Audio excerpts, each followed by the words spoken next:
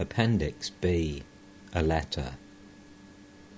My beloved brother M, 3 days ago I received the 4th part of the Sri Ramakrishna Kathamrita sent by you, and today I have finished reading it.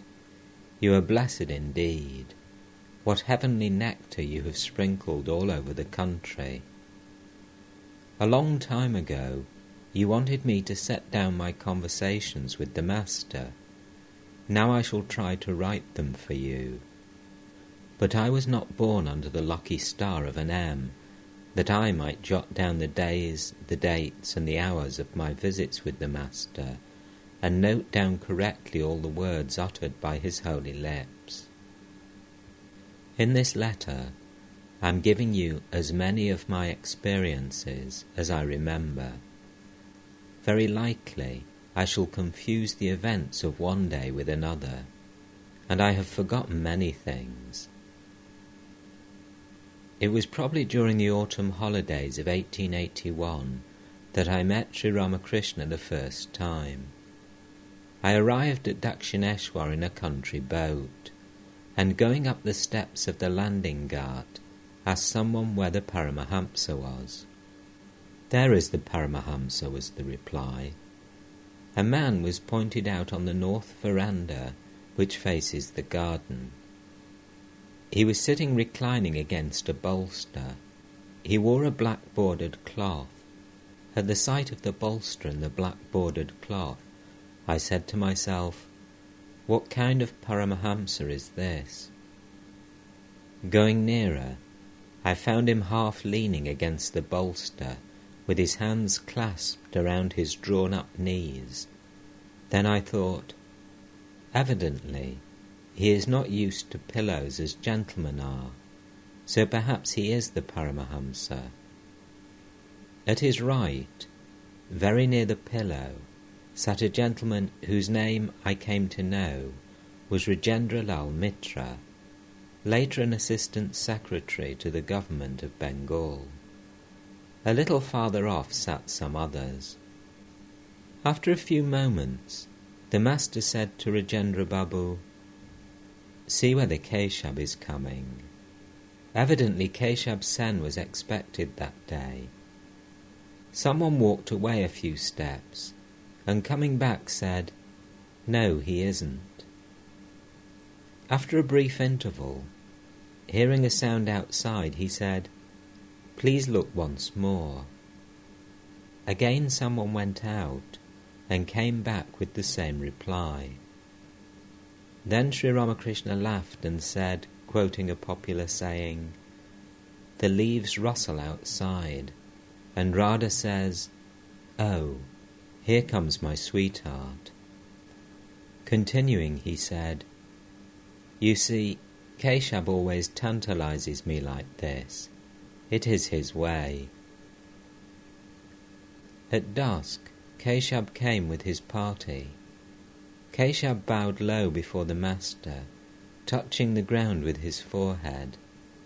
The Master returned his salutation in the same manner. Shortly afterwards, Sri Ramakrishna said, in a state of partial consciousness, "Look, he has brought the whole Calcutta crowd. I am supposed to deliver a lecture. I won't do anything of the sort. Do it yourself if you like. Lecturing is none of my business." Still in the ecstatic mood, he said with a divine smile, "I shall eat, drink, and be merry. I shall play and sleep. But I can't give lectures." As Keshab Babu watched him, he became overpowered with divine emotion. Every now and then he said, "Ah me, ah me." I too watched the Master and said to myself, "Can this be pretense?" I had never seen anything like it before, and you know how deep my faith is. Coming back from Samadhi, the Master said to Keshab, "Keshab, once I went to your temple. In the course of your preaching I heard you say, 'We shall dive into the river of devotion, and go straight to the ocean of Satchidananda. At once I looked up at the gallery where Keshab's wife and the other ladies were sitting, and thought, then what will become of these ladies? You see, Keshab, you are householders. How can you reach the ocean of Satchidananda all at once? You are like a mongoose with a brick tied to its tail. When something frightens it, it runs up the wall and sits in a niche. But how can it stay there any length of time? The brick pulls it down, and it falls to the floor with a thud. You may practice a little meditation, but the weight of wife and children will pull you down. You may dive into the river of devotion, but you must come up again. You will alternately dive and come up. How can you dive and disappear once for all? Keshab Babu said, can't a householder ever succeed? What about Maharshi Devendranath Tagore? Twice or thrice the master repeated softly, Devendranath Tagore, Devendra, Devendra, and bowed to him several times. Then he said, let me tell you a story. A man used to celebrate the Durga Puja at his house with great pomp. Goats were sacrificed from sunrise to sunset. But after a few years the sacrifice was not so imposing. Then someone said to him, how is it, sir, that the sacrifice at your place has become such a tame affair? Don't you see, he said, my teeth are gone now. Devendra is now devoted to meditation and contemplation. It is only natural that he should be at his advanced age, but no doubt he is a great man. You see, as long as a man is under Maya's spell, he is like a green coconut. When you scoop out the soft kernel from a green coconut, you cannot help scraping a little of the shell at the same time. But in the case of a ripe and dry coconut, the shell and kernel are separated from each other. When you shake the fruit, you can feel the kernel rattling inside. The man who is freed from Maya is like a ripe and dry coconut. He feels the soul to be separated from the body. They are no longer connected with each other. It is the I that creates all the trouble. Won't this wretched ego ever leave a person? You see a peepal tree growing from the rubbish of a tumble-down house. You cut it down today, but tomorrow you find a new sprout shooting up. It is the same with the ego. You may wash 7 times a cup that onions have been kept in, but the wretched smell never leaves it. In the course of the conversation he said to Keshab, well, Keshab, I understand that your Calcutta Babus say that God does not exist. Is that true? A Calcutta Babu wants to climb the stairs. He takes one step, but before taking the next he cries out, "Oh, my side, and drops down unconscious. His relatives raise a hue and cry and send for a doctor, but before the doctor arrives the man is very likely dead. And people of such stamina say, there is no God." After an hour or so, the kirtan began. What I saw then, I shall never forget either in this life or in the lives to come. Everybody danced, Keshab included. The master was in the centre. All danced around him in a circle. During the dancing, Sri Ramakrishna suddenly stood motionless, transfixed in samadhi. A long time passed this way. After hearing his words and seeing all this, I said to myself, yes, a Paramahamsa indeed. Another day, probably in 1883, I visited the Master with a few young men from Sri Rampur. Looking at them, he asked, "Why have they come here?" Myself, "To see you." Master, "What's there to see in me? Why don't they look at the buildings and temples?" Myself, "Sir, they haven't come to see those things. They have come to see you." Master, "Ah, then they must be flints. There is fire in them. You may keep a flint under water 1,000 years, but the moment you strike it, sparks come out. They must be of that type, but it will be useless to try to strike fire out of me." At this last remark we all laughed. I do not recall now what other things he said to us that day, but it seems to me he told us about the renunciation of woman and gold and the impossibility of getting rid of the ego. I visited him another day. When I bowed down to him and took a seat, he said, "Can you bring me some of that stuff? A little sour, a little sweet, that begins to fizz when you push down the cork." Myself, "Lemonade." Master, "Why don't you bring a bottle for me?" I think I brought him a bottle. So far as I remember, I was alone with him that day. I asked him a few questions. Myself, "Do you observe caste?" Master, "How can I say yes? I ate curry at Keshav Sen's house. Let me tell you what once happened to me. A man with a long beard brought some ice here, but I didn't feel like eating it. A little later, someone brought me a piece of ice from the same man, and I ate it with great relish. You see, caste restrictions fall away of themselves. As coconut and palm trees grow up, the branches drop off of themselves. Caste conventions drop off like that. But don't tear them off as those fools do, meaning the Brahmos." Myself, "What do you think of Keshav Babu?" Master, "Oh, he is a saintly man." Myself, "And Trilokya Babu?" Master, "A fine man. He sings very well."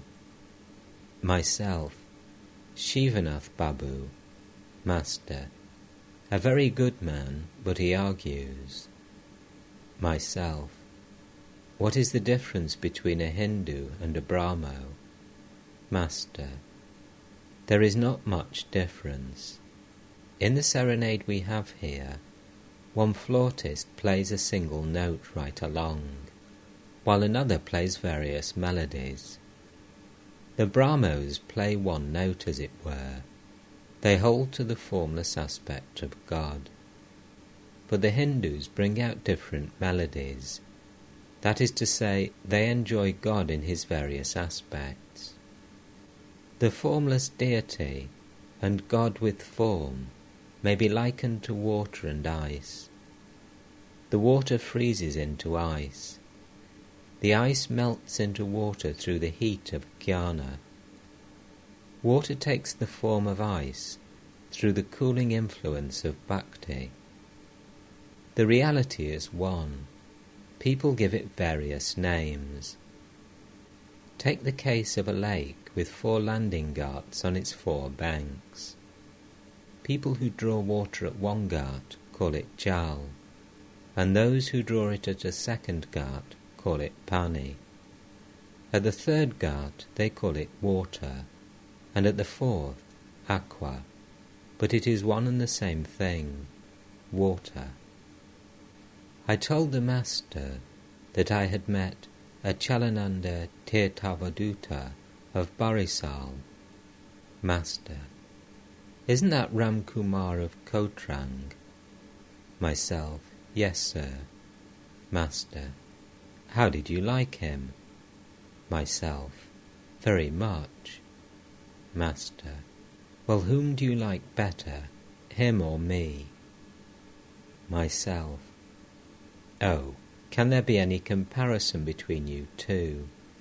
He is a scholar, an erudite person, but are you one? Sri Ramakrishna was a little puzzled at my reply and became silent. A moment later I said, He may be a scholar, but you are full of fun. There is great fun in your company. At this the Master laughed and said, Well said, right you are.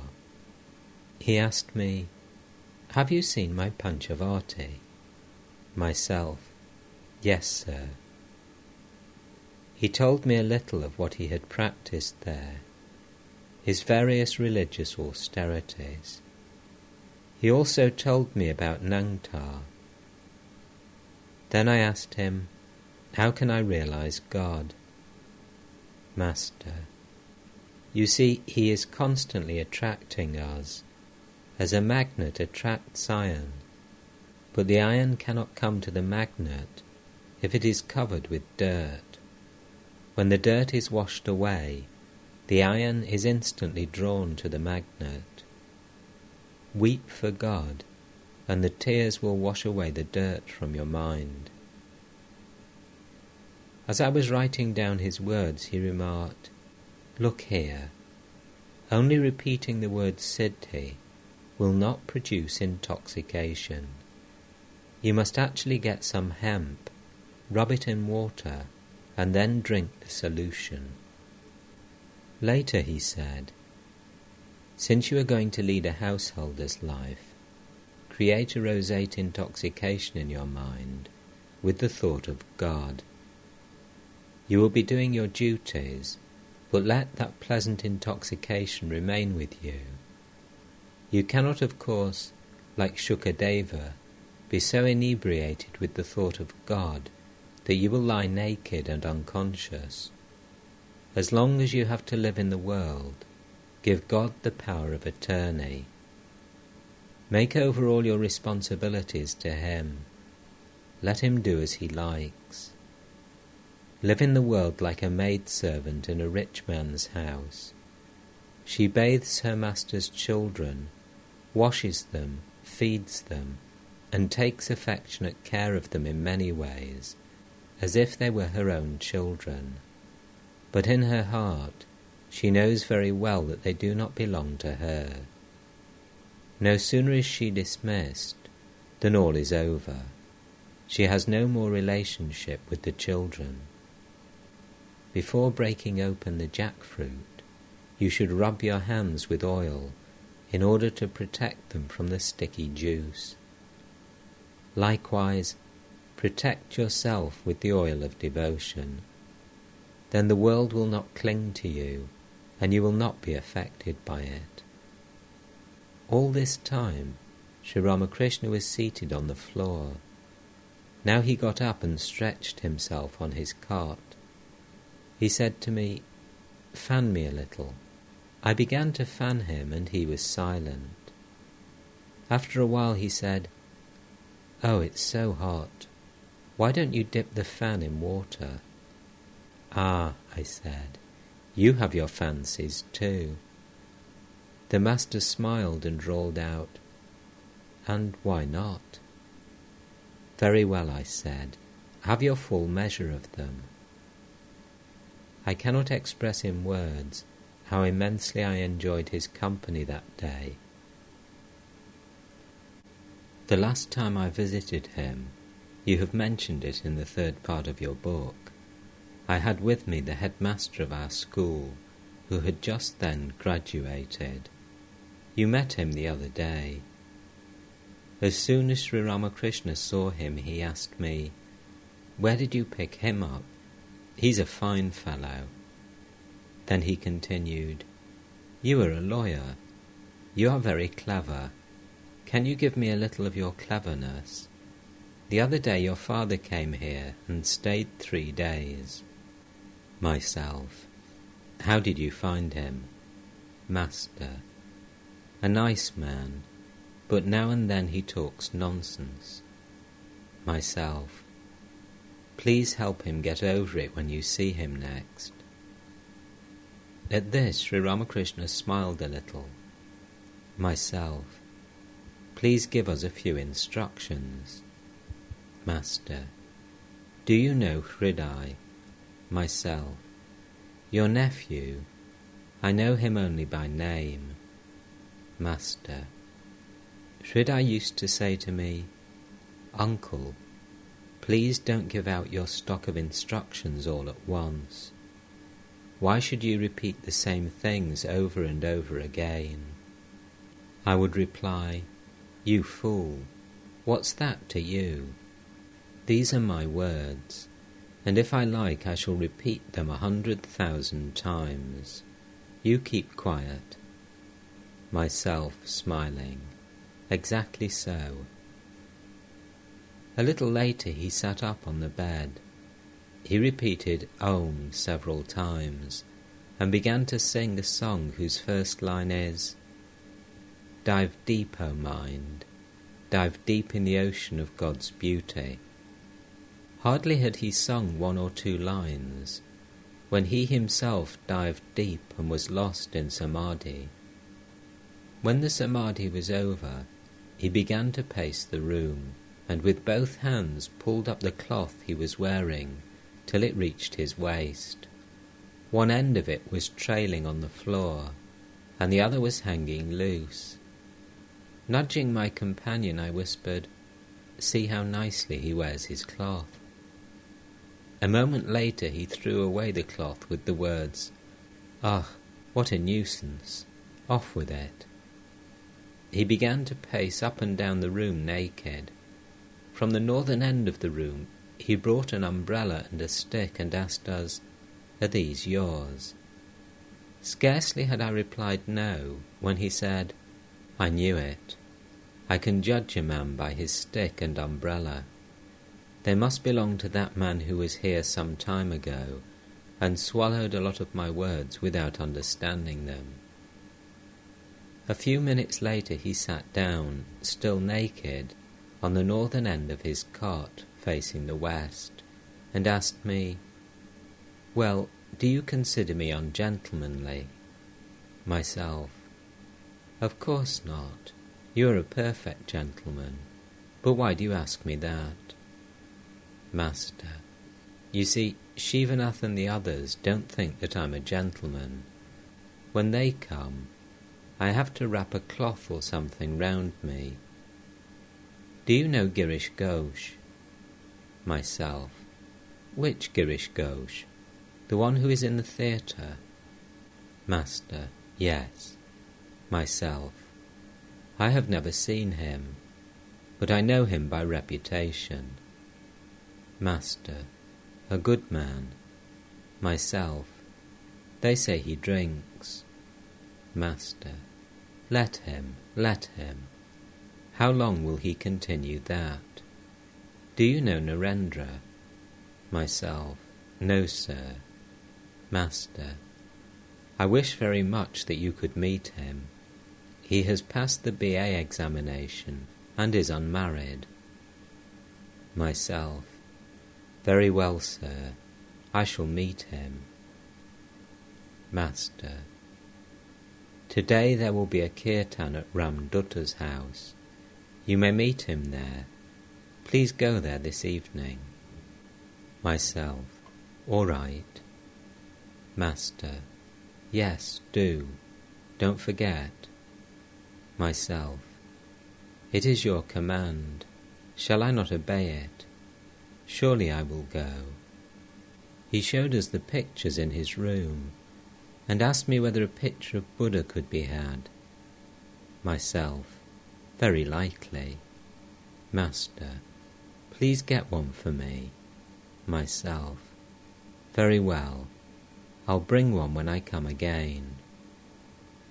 But alas, I never returned to Dakshineshwar. That evening I went to Ram Babu's house and met Narendra. In one of the rooms the master sat reclining against a pillow. Narendra sat at his right and I in front. He asked Narendra to talk with me, but Narendra said, "I have a bad headache today. I don't feel like talking." I replied, "Then let us put it off till another day." And that day came to pass, in May or June of 1897 at Almora. The will of the Master had to be fulfilled, and it was fulfilled after 12 years.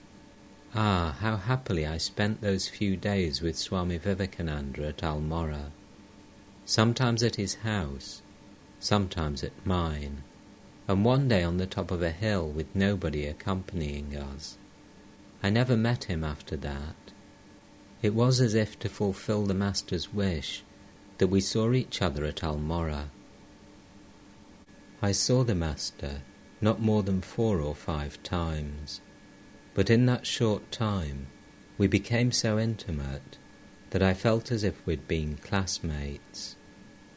How much liberty I took while speaking with him, but no sooner had I left his presence than it flashed on me, "Goodness gracious, think where I have been." What I saw and received in those few days has sweetened my whole life.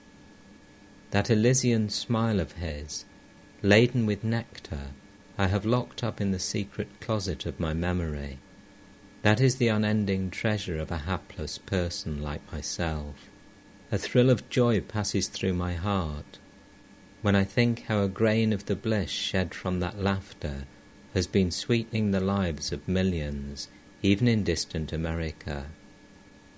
If that be my case, you may very well understand how lucky you are.